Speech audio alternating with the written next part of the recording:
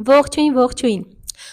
Մենք շարունակում ենք խոսել տարբեր տեսակի փափուկ հմտություններից եւ այսօր ուզում եմ խոսենք հաղորդակցման հաստատում եւ հասկանանք մի քանի խոչընդոտներ, որոնք թույլ չեն տալիս մեզ հաղորդակցվել այնպես, ինչպես մենք ենք ցանկանում։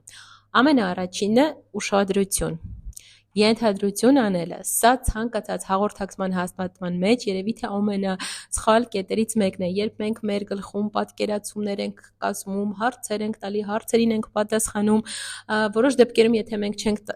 ճանաչում այն մարդուն, ում հետ պատրաստվում ենք հաղորդակցվել, միգուցե այնպիսի ենթադրություններ անենք, որոնք մեզ հետագայում խանգարեն։ Սա ամենակարևորը եւ առաջինը։ Հաջորդը՝ ակտիվ ունկնդրում։ Այս մասին երևի թե այնքան շատ վիդեոներ եմ ձայնագրել, որ չեմ կրկնի,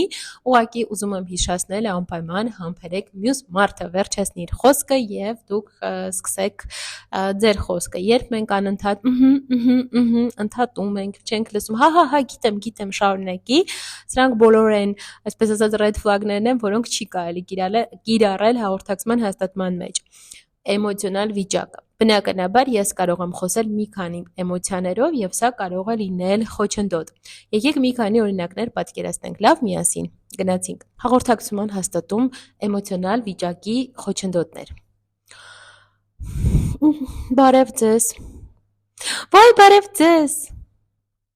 Բարև ձեզ։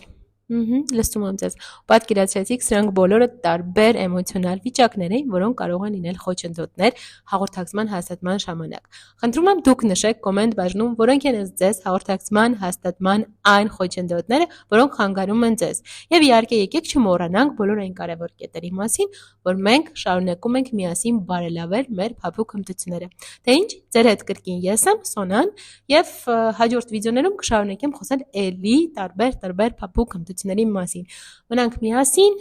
մաղթում եմ դրական լավ օր։